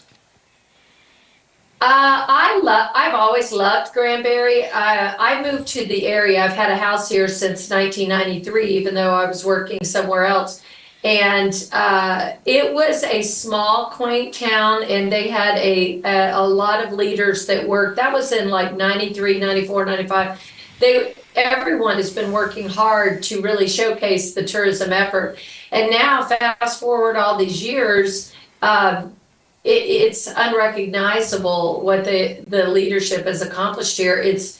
We have everything we've ever wished for as far as success, and there's a lot of people that made that possible. A lot of city councils, a lot of mayors, a lot of county officials. So we're very fortunate. We now have a population of just over 11,000, but the communities that are right up next to us take us up to about 75,000. Lot of retirees, but we are attracting more young families. A lot of second homes, a lot of homes on the lake, a lot of country club communities. So it's really nice. Yeah, don't we know that? Our visits up there have really opened our eyes to something other than San Antonio, Right. Austin, Right. Hill country. Yeah, hill country, because this is really on the northern edge of the hill country, if you want to call it that, and it's south of Fort Worth, so you don't have all of the traffic jams up there like you do, and it's a wonderful little place and a very welcoming town as well. Now, a couple of years ago, you had to leave the show early because you were welcoming a new grandbaby. You got any more on the way? Not yet, but I have, yes, I have one getting ready to turn 2. I actually have a That's great the one. grandbaby from my oldest grandchild. And so he turns 2 Sunday, actually. We're having the party Saturday, but the grandbaby you're referring to was born on the 11th of June in Angel Fire. So if you remember, I took off and after your show and ran to Angel Fire and had the baby, and so he'll be 2 this June 11th. So that's how I always know. It was same weekend around Lone Star Street Ride, so that's great. I'm amazed. I had a good memory. Yeah. Your turn, Mars. You Now, too. I was just thinking that, back to what Don was saying and Jeff, about the town and the way you're talking about it being out on the lake. Last year we got to walk around the square a little bit again, and it always amazes me the new stuff. There's lots of shops down there, but you're the theaters. They're now concert venues. Mm-hmm. And I can't remember exactly who was playing at one of it, but the billboards outside. Yep. I mean, there's a lot of people coming over from Dallas. So there's a big music scene there, as well as just the shopping and things that go around dinner, around the square. And then we stopped at the lake last year on the way out of town. There was You a place- did, and you got thrown out because you had on those Speedos, and they don't allow those up there. Well, we're going to try something different this year. We ate at the marina. We had lunch at the marina. Yeah, it was really nice. A lot of people there, and it was right there on the water. Mm-hmm. Did I join you? Yeah, you were Yeah, there. you were there. This is what happens. I think that Too many margaritas. biggest change is you were referring to years ago. The downtown was more boutiques that were souvenir shops and that kind of shopping, and now it is a combination. There's a huge vibe going on with music and restaurants and bars, and we restored the new Nut House Hotel and lots of lodging on the square and the upstairs, and we have all these luxurious hotel properties, and so there's always something to do. And then I think this weekend we have Fleetwood Mac at the new Granbury Live. So I mean, it's the place to be. Dang. It's the place to be. Yes, I wanted to talk to you for just a moment about the Nut House Hotel. And that is the original name of that hotel, if I'm not mistaken. It is. The founders, one of the founding fathers of Granbury were 2 brothers, and their last name were Nutt. And believe it or not, they were blind. And they became very wealthy and owned a mercantile and all of these great locations in Granbury, a lot of historical buildings. So they built that hotel, and it has been, iconic in Granbury. And then we had someone buy it and going to restore it. It's got a wonderful history. A few years ago, and in the process of restoration, it was almost completed, and it burned to the ground. Oh, wow. On the inside, except for the structure. and a wonderful family, the Thomas family. They bought it and really poured their heart and soul into it. And it really is just a passion project for them because they love Granbury so much. So it is first class. They restored it to a condition you cannot imagine. And I will tell you, when you're here, you have to go in the men's restroom. Well, thank you for that. I've never been invited into a restroom before, but now I have Been thrown out of a couple of them. been thrown out of a couple. Oh, Tammy, Those weren't the men's, though. Those weren't the men's. Oh, well, Okay, so we're going to go into the men's room, and what should we expect to see there? I mean, is it going to be other men? Or? Don't you know? Okay, I'll give you a hint. Okay, I'll give you a hint. yeah. You go the entire downstairs is a very famous restaurant called Christina's. The chef is Gary Folger, first class cuisine. And I think, yes, last year when you were here, they were still located in their other location across the square. Now they have moved into the Nut House Hotel, and it's called Christina's. You'll want to make reservations in advance. It's sold out all the time. And the restroom on the downstairs level, on the upstairs are hotel rooms. On the downstairs level is the men's restroom. One of the rumors in Granbury for years is there was a secret passageway from the bottom of that building to a historic home here that is now a museum. And when they were doing the renovation, they unearthed something, and you have to walk on a glass floor to use the Okay. Alrighty. You know, I can go with. I hope that went through, because I think that was My mind is racing right now. I want to know how she knows what's going on in the men's room. Well, there's that, and no cameras allowed. By the way, No. So there is that too. So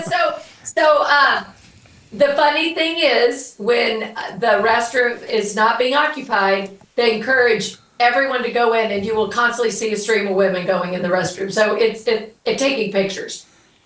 Oh God! Do you have any idea who you're talking to? Did you lose track of that?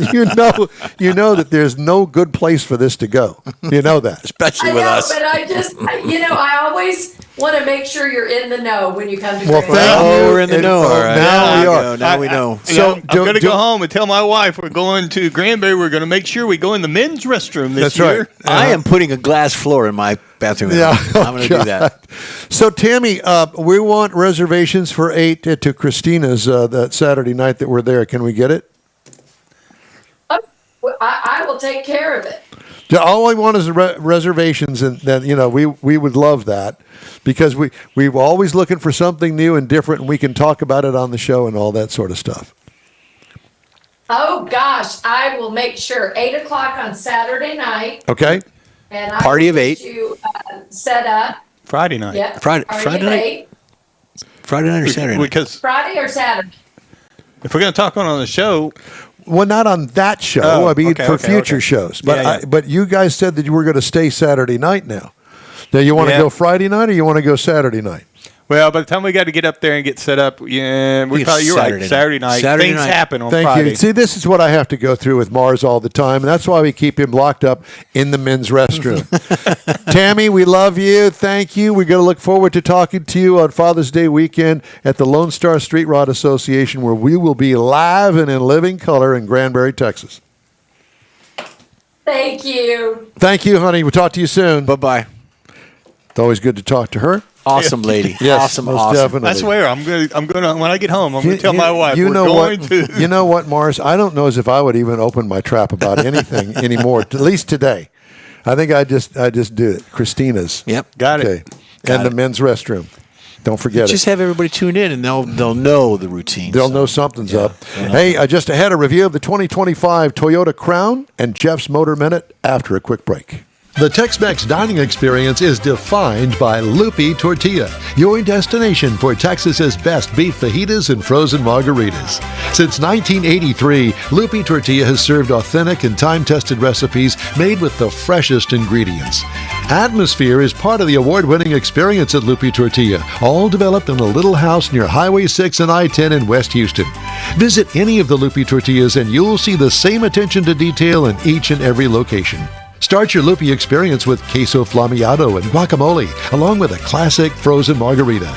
Dine on famous Lupe beef and chicken fajitas, or pepper shrimp brochette, or a fish or vegetarian entree, and finish with a scrumptious flan for dessert. Find Lupe Tortilla in Houston, College Station, Beaumont, Austin, San Antonio, and Dallas-Fort Worth. There's a Texas location near you. The recipes are authentic and time-tested. The ingredients always fresh. Lupe Tortilla, he's pretty good. You own a car you love. Well, why not let Gulf Coast Auto Shield protect it? Houstonian John Gray invites you to his state-of-the-art facility to introduce you to his specialist team of auto enthusiasts. We promise you'll be impressed. Whether you're looking to massage your original paint to a like-new appearance, apply a ceramic coating, install a paint protection film, nano-ceramic window tint, or new windshield protection called ExoShield, Gulf Coast Auto Shield is where Houston's car people go. Curbed your wheels? Instead of buying new, why not have them repaired? How about a professionally installed radar detector? Gulf Coast Auto Shield does that too. Get a peek inside the shop and look at the services offered by getting online and heading to gcautoshield.com. Better yet, stop by their facility at 11275 South Sam Houston Tollway, just south of the Southwest Freeway, and get a personal tour. Gulf Coast Auto Shield is your place to go for all things exterior. Call them today, 832-930-5655 or gcautoshield.com. Hey, this is an invitation for you to come along with us on the upcoming Hot Rod Tour of Texas, April 24th through the 27th, beginning in Victoria. We have links to their site on InWheelTime.com and the In Wheel Time Facebook page. Be sure and follow us there. All right, time now for the Motor Minute. Jeff has that. You bet. This involves Cadillac Andretti F1 team. If you were to put money on an American driver who would race for the Andretti F1 team, 21-year-old Colton Herta would be the logical choice. I like this kid. Herta, the son of IndyCar team owner Brian Herta, is the series' youngest race winner, clearly viewed as favorable by the Andretti family. Mario has compared Herta to the young version of Max Verstappen and Sebastian Vettel, which are extremely good F1 drivers. So that's the guy I'm putting my money on. That's the one they're putting all their money on to be one of the drivers. They're going to pick another one, but he's the youngest to be in Formula One. He's doing some testing and all that stuff. Now, St. Petersburg Indy race was last weekend. I think he finished 8th or 9th. He had some struggles with a couple of incidents and maybe some pit road stuff. But he's the guy I'm looking forward to seeing run in Formula One, and God bless him. He's got my support. Very good. Time now for this hour's car review. I had a chance to drive the 2025 Toyota Crown. Mm-hmm. Now, what is a Crown? Well, it's not necessarily new. This is about the third year of the Crown. I'd never seen one before. I looked forward to getting it, and I finally got it, and I was impressed. Good. Aichi, Japan is its final assembly location. Trim levels include the XLE, the Limited, the Nightshade, and the Platinum. I had the Platinum. This is what is considered a mid or full-size sedan. It's kind of a gray area, but this is one good-looking vehicle. That almost looks like your car. Almost. It sits up higher. I'll get into that in a minute. The stance gives a little hint of a crossover SUV. It's very different. If you were to look at it, you'd go, well, is it an SUV? No. It's called a sedan, but you have to be the decider in that. Squinty headlights, a big part of the upper grille, oversized lower grille, typical for Toyota. A black accent panel highlights the side body sculpting.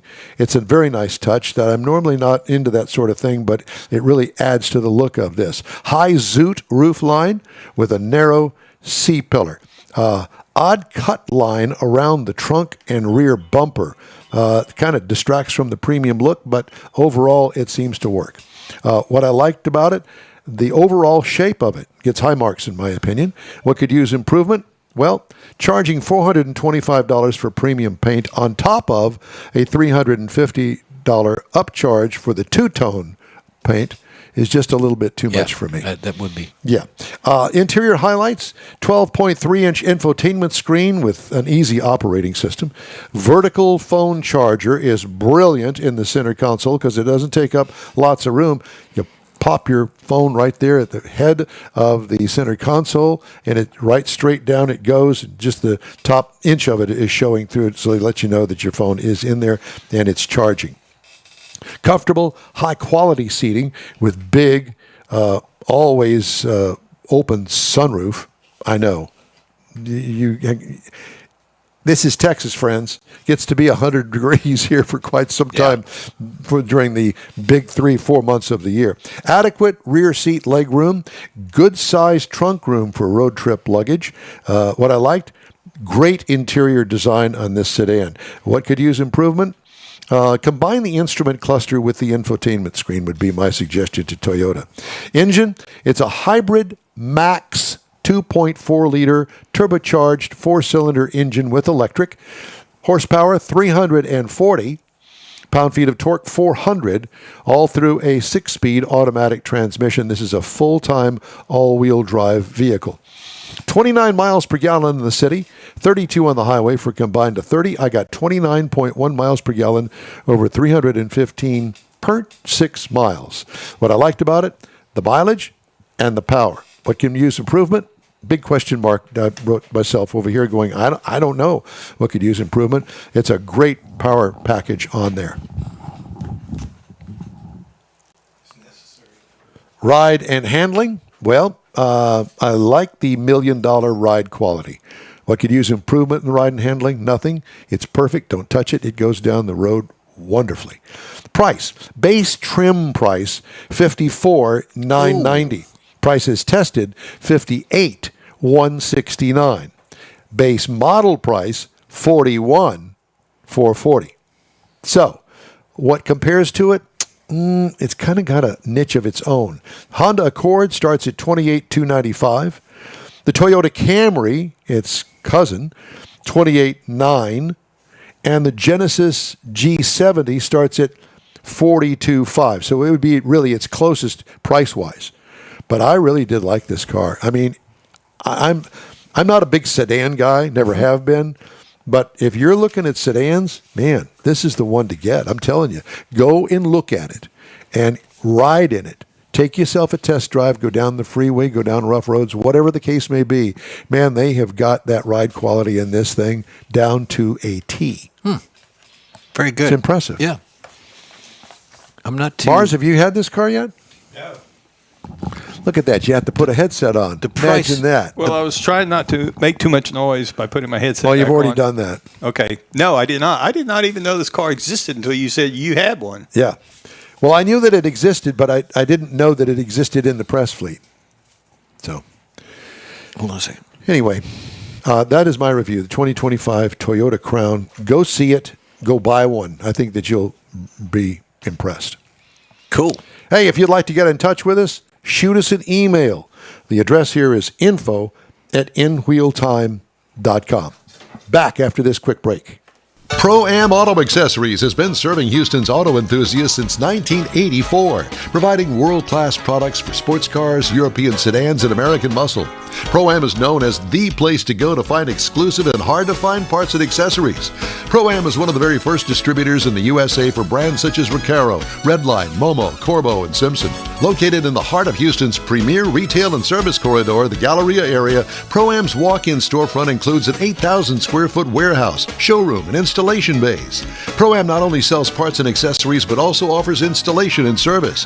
Pro-Am is now reaching a worldwide audience through Pro-Am.com, taking its local reputation to the rest of the world. At Pro-Am Auto, you'll be dealing with a small group of professionals who truly want to help you with your automotive needs. If you don't see what you're looking for on the website, call and Pro-Am will lend you a hand. Pro-Am Auto, 6125 Richmond at Green Ridge in Houston's Galleria area. Call them at 713-781-7755. It's time for the 47th Annual Corvette Chevy Expo in Galveston, Saturday and Sunday, March 15th and 16th at the Galveston Island Convention Center. This premier indoor event features iconic Chevrolets, from classic Camaros to America's sports car Corvette.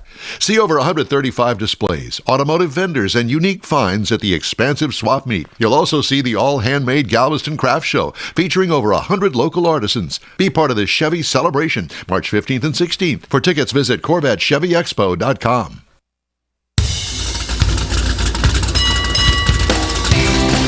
From Studio A. Hey, A. hey. In Texas, USA. It's the only place to go for all things automotive, the award-winning In-Wheel Time Car Talk Show. Just ahead, we head to Consumer Reports and their top picks on new and used cars. These are good. These are always fun. Later, Jeff has the racing calendar, Mars has This Week in Auto History, and I'll get you caught up on the stories making automotive news headlines. Howdy, along with Mike Out of This World, Mars. We always need more Jeff Zekin. Chief Engineer David Ainsley. I'm Don Armstrong. Thanks so much for joining us on this special edition. It's special because We're special. it's a very special thing, and yes, we are in our own minds. Yeah. We don't know why, but we just made it all up. Let's talk to Alex. Okay. Alex, is your last name pronounced Knizik? Oh, he's muted. He's smiling, but he, for some reason, can you hear us, Alex? I did unmute. I can hear you. Okay, very good. Is it Alex Knizik? It's Nizik. Nizik. Okay. Well, of course it is. Yeah. Yes. Well, I'm sorry. Okay, you can hear me now. Yes, we can. That's okay. Yeah. Awesome. So, where are you located? You up in Connecticut? I am. Yep. Colchester right now. I'm sitting in one of the offices outside of our test track. Very nice. And you know, I just started getting my copies of Consumer Reports magazine, and in it shows the test track diagram, which is basically the one there behind you. And I'm going, wow, Right. this is really impressive. Do you get to drive on the test track? Oh yeah. Yeah. I was out there earlier. Were you? It's pretty nice. Yeah. Yes. So how fast can you get a hot rod car up on that thing? Oh gosh. I mean, at the end of the straightaway, somewhere down here, a little bit below the screen, I mean, certainly over 100 miles an hour. You know, if it's a C8 Corvette, 120 is pretty easy to hit. Nice. Well, what a so, sweet yeah. job you got. How did you get that job? I want to know. Well, I guess if my education is some part of it, I'd got a background in mechanical engineering and automotive engineering, and worked at Ford for a little while. And yeah, I don't know, but beyond that, just passionate about cars for my entire life. Well, let me just say that is very impressive. Yeah, and you're a young man, and how lucky are you? I mean, what a great job coming out of school and going to work for Ford, and then going to work for Consumer Reports. I mean, you got the best of both worlds, my friend. You get to drive all the cars now, not just Fords. I know it is really cool to be on the testing side, right? Because you're working at Ford or one of these automotive companies, and you get very knowledgeable about their products, but you don't always get to be so hands-on with all the competitors. So yeah, now I get to really experience the whole market, or at least most of it, which is pretty awesome. So let's talk about the top new and used car picks for 2025. So where do you want to start? Used or new? I think new. That's, our used listing gets kind of updated pretty frequently, just because used car prices change very often, right? Sure. But new cars, I think, is the exciting one for All right. The yearly. Yeah. Very good. Well, let's start with whatever you want to start with on the new side. Sure. Well, I think, just quickly, it would be maybe helpful to just talk about how we pick these things in the first place, right? So there's really 4 components that go into it. If anyone's not familiar with CR, we buy all these cars and we put them through our testing. So we're an independent nonprofit organization, so a little different than press cars and whatnot. So we're buying them all. We're putting them through about 50 different tests at the track behind me here. So that's really the base of it. All these cars have to be really top performers when it comes to our road tests. And then beyond that, we're incorporating the feedback and information that we get from our member surveys. So we're looking at reliability, owner satisfaction, 2 really big ones. And then the last one is safety. We just make sure that at least at a very bare minimum, all of these cars on this list have standard automatic emergency braking. A lot of them have a lot more than, but that's kind of the minimum. Do they all go into the same soup as sedans, coupes, SUVs, trucks? That they all just go into one group like that? As far as testing goes and scoring them? Yes, it's coming up with the top new cars, trucks. Sure. Yeah, I mean we have a slightly different criteria truck or something like that, right? They serve different needs, but period. What are we going to do, Mike? We're going to go back to the shot. Categories on it. Okay, well, we're having some technical issues receiving your video and your audio. And so we're going to pause you for just a minute while Mr. Mars works on that. Okay. All right, what are we going to do, Mr. Mars? I want just Ethernet right there. Never mind. Go ahead. All right. So Mr. Mars is working on our end to get you situated here. In the meantime, I was going to say that. So I got my first couple of issues of Consumer Reports, and I don't care what you say, they go through all sorts of things to test these deals. As a matter of fact, I gave you a copy where they went through the appliances because I knew that you guys just bought some new appliances at your house. And Kathy used the book. She did some research through that and got some answers that she was looking for, so it worked out. And in this particular issue that I just got last week, it's got a whole automotive section in there. And, of course, I'm reading it word for word about absorbing everything that I can in there. All right. Well, so my question is, how many – obviously, you're involved in the car segment of it. There's other Consumer Report division. How many other divisions are there? Like appliances, there's cars, I'm sure there's furniture or something. How many are there? Yeah, I actually don't know the exact number, to be honest with you, but we have a lot of different areas. Appliances and kind of the home side of things is one of the other big areas, right? There's kind of three large things: automotive, home, which is appliances and whatnot that we're talking about, and then we have the babies side where it's like car seats and that sort of thing. So now I think one kind of misconception is that the people testing the cars are also testing the dishwashers, but that's not true. I don't know anything about dishwashers. We're strictly cars up in Connecticut. Well, and we're glad that we have you on the show then. We've obviously hit you up at the right time of your life. So let's get through these while we have you here momentarily. Sure. Top new car picks. What are they? Yeah, so again, a lot of different categories, and a lot of them trying to focus on something that's not so expensive. So starting at kind of the bottom of the list is the Nissan Sentra for our small car category. Okay. Which is a little bit of a surprise, but it really just represents a good value, right? It has the standard safety features I mentioned. It does well in our testing, especially for the class. It drives pretty well. It's relatively quiet. We see pretty good reliability. And you can get one that's well equipped for about $25,000, where, if people are paying on average $4,000 for a car these days, getting something brand new for $25,000, that's going to be pretty good. I think is a good deal. Okay. What's next on the list? Yeah, next we have the next two I think are similar but different sizes, right? The Subaru Crosstrek and the Subaru Forester.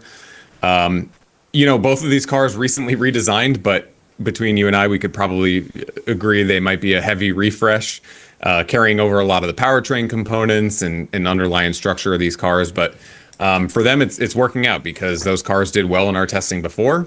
They continue to do well. They're pretty straightforward. They're practical, reliable, good fuel economy. Just some of these cars are, we're in a world where there's so many touchscreen controls and complications and all these features and whatnot, and these cars are pretty simple and straightforward, and so they work for a lot of people. Well, Subaru's hot right now across the board. Yeah, and just dynamically, I think I'm always, and we collectively here at CR, impressed at what Subaru does in terms of ride quality for the price, especially the Forester. It just soaks up bumps really nice, and a lot of cars don't do that necessarily these days. I agree with you there, Yeah. So next, the Toyota Camry. I think the big news here, and the Toyota Camry's certainly been on our list before, but the fact that it's hybrid only now for 2025. But you know what? I think Toyota and others too have gotten so good at hybrids that other than the fact that you're getting 48 miles per gallon in this car, you probably wouldn't even know it's really a hybrid, right? It looks like a normal car. It drives for the most part like a normal car. Doesn't do anything weird. So it's just very refined. They've gotten good at hybrids over time. And yeah, another car that, like those Subarus, has recently got redesigned, but it really just sticks to the Camry mission. And I'll be honest, I was surprised at how well it drives. I wouldn't call it sporty, but it's refreshing to get into a sedan these days with you're lower to the ground, and it just drives pretty well. Well, let's face it, when it comes to hybrids, you can't beat the Toyota Prius when they kind of invented the whole segment, and they've been doing it for a long time. It's interesting, too, with the Prius is so the Camry is so good and gets such good fuel economy at this point, the Prius starts to seem old school. Unnecessary. Yeah, it does. Okay, what's next on the list? Ford Maverick for our pickup truck. Really? Wow. That does not it does not surprise me, because I know when I had the Maverick not too long ago, I was impressed and I thought, is it just me, or is this really a nice vehicle? I thought it really is. I mean, it really is, especially for the price. It also really just stands out. Who else is making a kind of unibody-based pickup truck like this that is super functional, but also has that hybrid option? I mean, it really stands alone. And one of our biggest, I guess I'll say a complaint of it before was that you couldn't get all-wheel drive with the hybrid. And now for 2025, they've fixed that issue. So you can get a hybrid all-wheel drive, and I mean, that really just hits the sweet spot right there. Is it a full-time really cool all-wheel truck. drive system? It is, I believe. Yeah, I believe there's a mechanical connection going to the back. I mean, probably a clutch back in the back. It's not quite Subaru, but they're not relying on an electric motor back there. Gotcha. Yeah. Like Toyota does. Sure. What's next? Speaking of Toyota, a couple others on here. RAV4 plug-in hybrid, the PHEV specifically. So it used to be called the Prime. Now they just call it the plug-in hybrid. But just a really sweet version of the RAV4. It's pretty quick if you guys have driven this car. It has a lot of power for a compact crossover. But again, just in the spirit of trying to offer people different options, getting a plug-in hybrid on the list. This one in particular offers pretty good range for an EV, on the EV side of things, over 40 miles. And after that, you pretty much end up with a pretty solid RAV4 hybrid once that battery charges up. So it just functions well, and then has that Toyota reliability behind it. Yeah. Similar with the Highlander hybrid. Not too many hybrid options for a 3-row SUV. And you get that reliability. This has been on the list before. No big changes really for it this year, but continues to perform well. Yeah, I'm not a big fan of the Highlander. I'm not. It's No, just something that doesn't really jive with me. They've made it too big now. Yeah, I think that it hit the sweet spot back when it was the original. Yeah. Well, I am interested to see where it goes from here, because with the Grand Highlander, they're really splitting hairs, right? So I do wonder if maybe the next Highlander, if there is one, will change direction a little bit. I don't know. We'll see. So that reminds me of the Wagoneer, Grand Wagoneer, what they're doing with that. Now it's a Grand Wagoneer. So Exactly. Well, let's move on to the short list, because we're running out of time here. How about the used car selections for this week? So we've got a Mazda 6 on here, 2016, for our pick under $10,000. And all of these used selections have to fit pretty similar criteria to the new ones. A little different, of course, because these cars are older, but meeting a standard list of safety features and our road testing and reliability. So a lot of these cars end up representing really good value because they've depreciated a little bit more than their direct competitors while still meeting those criteria. So Mazda 6, you could imagine most people going out for a used Camry. Mazda 6 kind of goes under the radar a little bit, but ultimately still a really good car. About 30 miles per gallon, that type of thing. So just a solid mid-size sedan there. Sure. After that, the Toyota Corolla, probably not a huge surprise, 2018. So this is in the prior generation, 2014 to 2019. And of course, you're going to get that pretty rock solid Toyota reliability with this thing. Yep. And we see them priced in between $12,000 to $15,000. So it's kind of coming in that under $15,000 price there. After that, we got the 2016 CRV. Just the regular one, not the hybrid one here, but yeah, high owner satisfaction, high reliability, pretty good road test score on that one. So that's our SUV under 15,000. Then getting a little bit more into higher price cars, hybrid under 20,000, the Toyota Camry hybrid. Right. Oh, we froze. That You froze up. really peel it went up a little bit. After that, we've got the Kia Sportage, so our small SUV under $20,000. This is a 2021, which I kind of like this one because it's towards the end of the generation for that Sportage, so it was like right before the new one came out, basically. And what's good about that is we generally see just the trend is that as these vehicles age throughout their generation, they tend to get more reliable at the end. So if you can get a good deal on a model that is kind of at the end of that generation's run, Sure. it can often work out. And I agree with you 100% there. Yeah. I mean, we hear it from the automakers directly all the time that they, as you guys know, they are working on refinements both on the manufacturing side, the design side, and that all comes together. Towards the end here, we've got hybrid SUV under 20,000, Toyota RAV4. This is, again, the previous generation RAV4, 2016 to 2018. So you can get a 2018 kind of coming in right under that $20,000 mark, get, into the 30 miles per gallon area with something like that, which is pretty awesome. Kind of like the Mazda 6, the next one, the Mazda CX-9 is one of those under the radar choices, right? We know 3-row SUVs are pretty hot right now as far as a segment, right? People are going after those, the reason the Grand Highlander exists. So one that kind of goes forgotten, but is reliable, tests well in our program, and people tend to like. So it's that 2016 to 2023 CX-9. And yeah, a couple others on the list. I think I'll skip ahead a little bit, but the Mazda Miata is on a list of ours somewhere almost all the time. It's a great car. So 2019 you can get. I was just going to say that is almost a no-brainer these days. I mean, it certainly has proven itself from the day that it rolled off the first one on the factory and to today. What a great vehicle and for a decent price and a lot of fun. For sure. Yeah, and they keep making refinements, and it's nice to see. I mean, you can get a 2019 specifically under 20,000. So that was after they kind of bumped the horsepower up in 2018 and made some other changes, so you can kind of get that the refreshed version. And hey, so to speak, if worse comes to worse, 20,000. you could always get it on the track and go to some SCCA event on the weekend after you've driven to work back and forth to work all week. Yeah, dual purpose buy. There you go. Exactly. Well, Alex, it's great to talk to you. We thank you so much for taking the time for us today with the new and used top vehicle picks 2025 for Consumer Reports. Again, great to talk to you. Thanks so much for joining us. Likewise. One more thing before I go. We do have cr.org/cars/in-wheel time, and that gets you, if you go to that link, you'll get $10 off a CR subscription. I wish that I would have done that. We are a promo code. I know we got our own promo code. Thank you. Alex, we love it. Where did you go to college?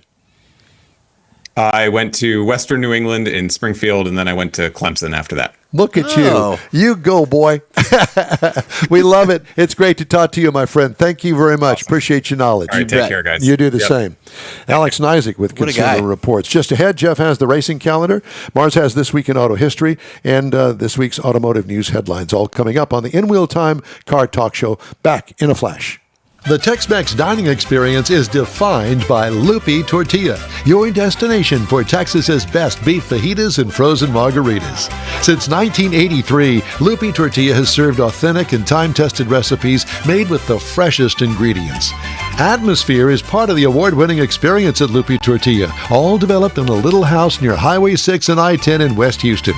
Visit any of the Lupi Tortillas and you'll see the same attention to detail in each and every location. Start your Lupi experience with queso flammeado and guacamole, along with a classic frozen margarita.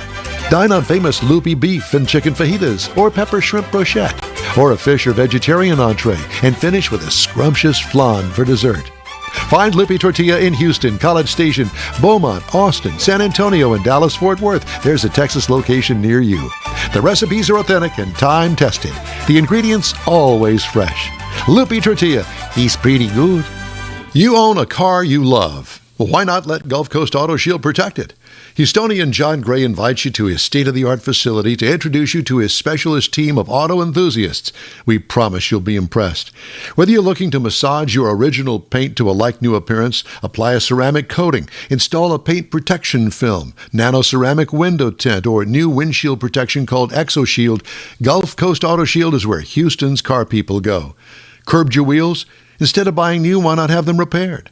How about a professionally installed radar detector? Gulf Coast Auto Shield does that too. Get a peek inside the shop and look at the services offered by getting online and heading to gcautoshield.com. Better yet, stop by their facility at 11275 South Sam Houston Tollway, just south of the Southwest Freeway, and get a personal tour. Gulf Coast Auto Shield is your place to go for all things exterior. Call them today, 832-930-5655 or gcautoshield.com. You're going to the Hot Rod Tour of Texas? I am. Be sure and follow the In Wheel Time team as we join over 300 other enthusiasts beginning April 24th as we trek across Texas. Get the info link at inwheeltime.com and our In Wheel Time Facebook page. I wonder if Okay, there's any time spots now left. for the racing calendar sponsored yeah. by the Texas Muscle Car Club Challenge. Jeff? Thank you for that. Now, guess what's happening this weekend? Started yesterday. NHRA season started for 2025. They are this week at the Gator Nationals at the Gainesville Raceway. Been there. Now, I don't know what channel it's on. It's either on FS1 FS2. or FS2. So there you go. You can tune into that. NASCAR is in Phoenix. So that's going on Sunday. That's the big boys. The Xfinity guys, the smaller group, is on. That's tomorrow in Phoenix. And then you got the Craftsman trucks are going next week to Las Vegas. So that's pretty cool for them. And then next week also you got the 12 hours of Sebring. So that's going to be fun as well. So tune into all that racing. It's coming up. Okay. Time now for This Week in Auto History, Mr. Mars. Yeah, we got several different stories here that I found were very interesting and learned some new stuff. For example, on March the 2nd, 1933, Ford introduces their V8, flathead V8, over to Europe. Now, What year was that? 1933. Don't you remember? You were on that boat. I was. And so, and what it did, it so outpowered, it was so much more powerful than what they had with the engines they'd been using that it really made a change in that entire industry over in the European cars because they started building bigger, more powerful cars. Now, in 1931, the American Automobile Association published the first nationwide highway map. And this is really significant because it became a crucial tool for the expanding era of automobile travel. As the highways connected cities and states, you had to figure out how to get there from where to here. And therefore, the map detailed the major routes, promoted safer, more efficient long-distance travel. Was there a reason that you picked Southern New England to have for the video? I did, because this was a map in 1920, something like that. But 9. yeah, and it shows just how crowded things were. If you were an individual trying to figure out how to get across there, it was just a nice blown up to see how the maps and the roads were. If you didn't have a map and didn't know where you were going, You were screwed. you were. Plus, you didn't have anything to collect and put in the back seat whenever you stopped at the service Well, station. not only that, but you probably had to go and get another set of glasses because you can't read the dang map. It's so small. That's what people were dealing with. So Next week is gonna the be map really made a big change in the way that we were able to travel. Now, The invention of the magnifying glass. yes, this next one, in 1997, Toyota began the production of the Prius. Now, this is the first mass-produced hybrid car, and it really changed the way things were done in the industry as far as creating the hybrids. They still make this thing.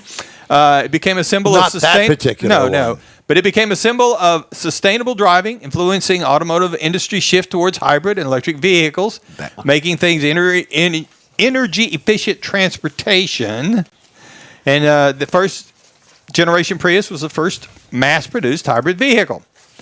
Now, the 1969 Pontiac introduced the Trans Am. Now, this was a high-performance version of the Firebird designed for both street and track use. Now, it was named after the Trans-American Racing Series, had a Ram Air 400 V8s, upgraded suspension, several aerodynamic enhancements, and it was produced in limited numbers, but it was basically go racing on the weekend and sell cars on Monday type of thing. Now, another vehicle that made a significant impact on automotive history, 1936, the Volkswagen Beetle is approved for production. Now, Adolf Hitler did the approval on this project because he envisioned an affordable people's car that was designed by Ferdinand Porsche. The Beetle was a rear-mounted air-cooled engine. Ferdinand Porsche. And one of the things it was designed for, that he wanted a vehicle that everybody could afford, 2 adults, 3 children. Now, this vehicle started being built in 1935, and they built it the same Type 1, basically same platform, till 2003, 21.5 Don't you know million cars. That car right there, that Volkswagen Beetle, ticked off Henry Ford like no tomorrow? Oh, you got to know it. I mean, but like I say, it was because of the size and what they were after, and I thought, 2 adults and 3 kids? Well, almost 100 years ago, people were smaller. So it made a little more sense, particularly over in the European where the roads are narrow and stuff, to do this. I resemble that, Amar. And it was supposed to get, one of the criteria was 33.6 miles to the gallon, which was unheard of back in 1933. I'll be darned. So that was just some of the stories this week in automotive history that I thought were rather interesting. Well, they are very interesting, and I thank you very much for sharing those with us. What's Yes, sir. next week's lesson? Next week is the important things that happen between now and then. That was a good answer, That was Mars. good, Michael. That was direct from Yep. Leaderville. All right. Couple of stories here. Cadillac Yes. preparing to launch a roomier version of the Escalade, Yeah. offering extra space for people, bigger people, Roomier? and for cargo, about $2,700 more for this car. General Motors luxury brand on March 5th revealed the 2026 Cadillac Escalade IQL, a nameplate it confirmed a year ago and the counterpart to the gasoline-powered Escalade ESV. Production of the Escalade IQL will begin around June, July, August, somewhere in So there. that's when they're transitioning it? They're transitioning, yes. Now, I think this is an added bonus. The vehicle will be sold globally. God. And come in 4 trims: luxury sport, premium luxury, and premium sport. Pricing started at $132,695. Here, take this. They may give you a couple dollars off. on there it. you It's go. an expensive transition. It is a transition that's very expensive. I think most of them are, from what I've heard. I don't know. For potential car buyers today, vehicle price is a key focus, according to Betty Jatanovic, president of auto relationships at Santander Consumer. Auto lender Santander surveyed roughly 2,200 Americans making between $50,000 and $148,000 a year in December for the lender's quarterly Paths to Prosperity study. According to the survey, 52% of middle-income Americans delayed purchasing a vehicle in the past year because of the cost. Nearly half of middle-income Americans, however, are considering purchasing a vehicle this year and are taking initial steps to prepare, Very good. according to Mrs. Javatnik. Is that the way I said it? Javatnik? Betty. Close. Betty. Betty. With Santander. Martha's sister. Martha? Martha? Martha Santander. Martha Santander. Martha It's her sister. Javatnik. Yep. All right. We're going to wrap up today's show right Carlos. after a quick break here on the In Wheel Time Car Talk Show. Pro-Am Auto Accessories has been serving Houston's auto enthusiasts since 1984, providing world-class products for sports cars, European sedans, and American muscle. Pro-Am is known as the place to go to find exclusive and hard-to-find parts and accessories. Pro-Am is one of the very first distributors in the USA for brands such as Recaro, Redline, Momo, Corbo, and Simpson. Located in the heart of Houston's premier retail and service corridor, the Galleria area, Pro-Am's walk-in storefront includes an 8,000 square foot warehouse, showroom, and installation bays. Pro-Am not only sells parts and accessories, but also offers installation and service. Pro-Am is now reaching a worldwide audience through Pro-Am.com, taking its local reputation to the rest of the world. At Pro-Am Auto, you'll be dealing with a small group of professionals who truly want to help you with your automotive needs. If you don't see what you're looking for on the website, call and Pro-Am will lend you a hand. Pro-Am Auto, 6125 Richmond at Green Ridge in Houston's Galleria area. Call them at 713-781-7755. It's time for the 47th Annual Corvette Chevy Expo in Galveston, Saturday and Sunday, March 15th and 16th at the Galveston Island Convention Center. This premier indoor event features iconic Chevrolets, from classic Camaros to America's sports car Corvette. See over 135 displays, automotive vendors, and unique finds at the expansive swap meet. You'll also see the all-handmade Galveston Craft Show, featuring over 100 local artisans. Be part of this Chevy celebration, March 15th and 16th. For tickets, visit CorvetteChevyExpo.com. Well, that's all for this week's In Wheel Time Car Talk Show. Be sure to check us out online at InWheelTime.com. We're always looking for new and fun automotive things. If you have an idea, let us know. Our email address is info@InWheelTime.com. When you're looking for award-winning car talk, you can always find the In Wheel Time Car Talk Show 24/7 on the In Wheel Time app.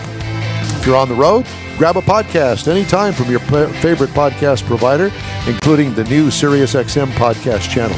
And be sure and catch us on the Odyssey radio app.